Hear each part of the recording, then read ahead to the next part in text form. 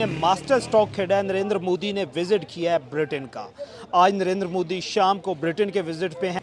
मतलब वो लोग कल्चर में बहुत ज्यादा रिच है कि अगर आपने कोई सार्क बनानी भी है, हिंदुस्तान के अलावा आप नहीं बना सकते।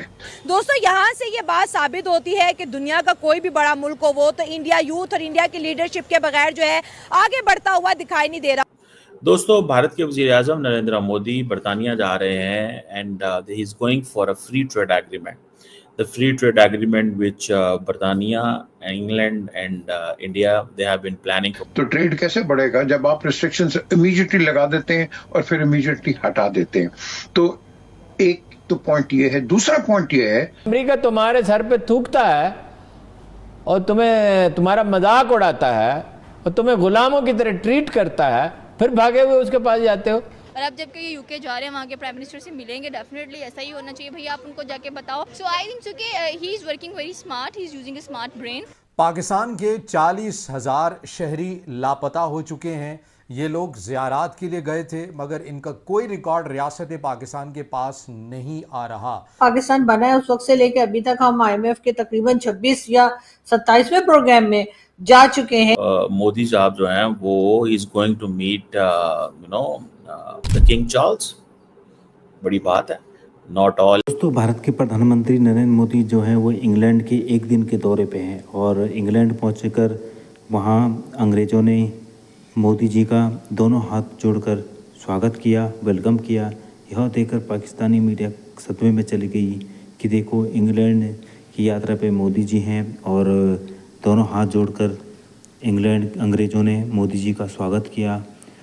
तो दोस्तों, पाकिस्तानी मीडिया में चर्चा हो रही कि भारत की इतनी इज्जत है बाहर की कंट्री में, जब प्रधानमंत्री मोदी कहीं भी जाते हैं तो उनकी इतनी इज्जत होती है, और एक पाकिस्तान के प्रधानमंत्री कहीं जाते हैं तो पहले ही लोग बोल देते हैं कि भाई कटोरा लेकर आया है, भीख मांगने आया है। पाकिस्तान की ये इज्जत रहेगी।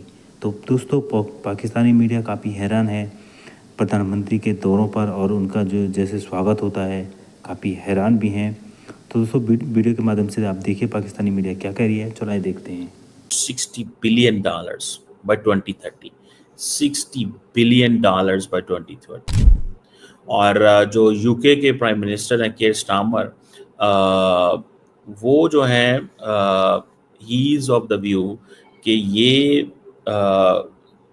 Trade, economy, technology, defence, security, इन एरियाज़ के ऊपर जो है वो काम करने की ज़रूरत है। और सुनने में आ रहा है कि मोदी साहब जो हैं वो is going to meet the King Charles. बड़ी बात है, not all prime ministers who travel they are allowed to meet King Charles। ये एक important चीज़ है। This is something normally it doesn't happen, but yes। So ये अब क्योंकि आपको पता है बरतानिया के अंदर जब से ये ब्रेक्सिट हुआ, वहाँ पे एक जो ग्लोबल आउटरीच थी ना, वो थी, और वो ग्लोबल आउटरीच जो थी वो ख़त्म हो गई ब्रेक्सिट की वजह से। और ये आप समझ लें कि ये चीज़ आपको बताती है कि जो केयर स्टारमर है वो कह रहा है कि ये मेरी पॉलिटिकल लाइफ का या मेरी पॉलिटिक्स के अंदर या मेरी प्राइम मिनिस्टरशिप में ये बहुत बड़ा इवेंट है, because European Union is all set for a free trade agreement with India. They are all set for a free trade agreement with India. So I think that matters a lot.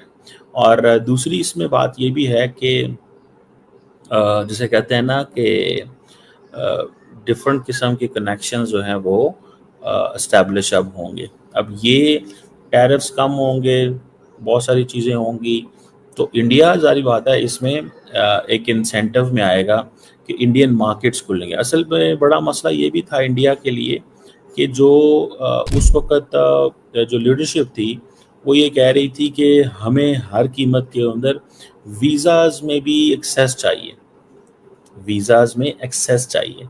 तो मेरा ख्याल है कि वो बरतानवी जो leadership है वो visas लंबे चौड़े देने को तैयार नहीं है, ठीक है, लेकिन वो ज़ाहिर बात है कारोबार करने के लिए बिल्कुल तैयार थी।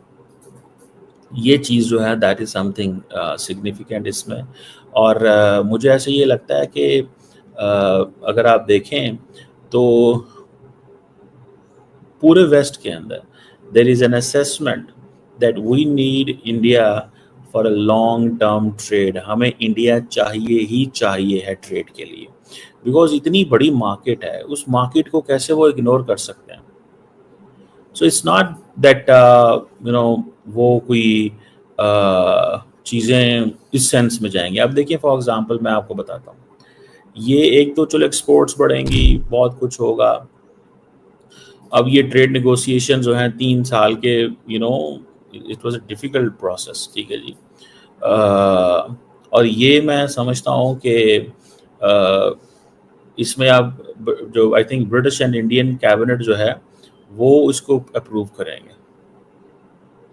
सो ये जो ट्रेड पैक्ट है 1 साल के अंदर ये आएगा, ठीक है जी. ब्रिटिश पार्लियामेंट भी इसको करेगी, इंडिया की फेडरल कैबिनेट करेगी. और ये आप देखें कि जो ट्रेड एग्रीमेंट है ये विन विन है दोनों मुल्कों के लिए, कि इंडियन जो कंज्यूमर्स हैं उनको अब फॉर एग्जांपल लो प्राइसेस में बहुत सारी चीज़ें वहाँ से मिलेंगी यूके से.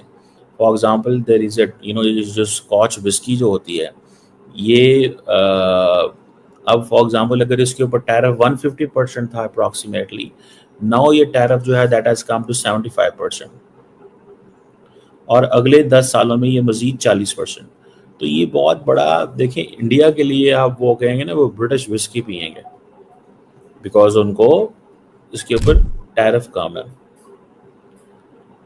सो ये आप देखें जैसे इंडिया जो है वो ड्यूटीज़ कम करेगा गाड़ियों के ऊपर, पहले 100% थी तो 10% हो गए. आपको पता है बरतानिया के अंदर गाड़ियाँ कहाँ से आती हैं? जापान से सारी आती हैं. मेरे दोस्त हैं बहुत सारे बरतानिया के अंदर, तो वो मुझे बताते हैं कि हम तो गाड़ी जापान से लेके आते हैं.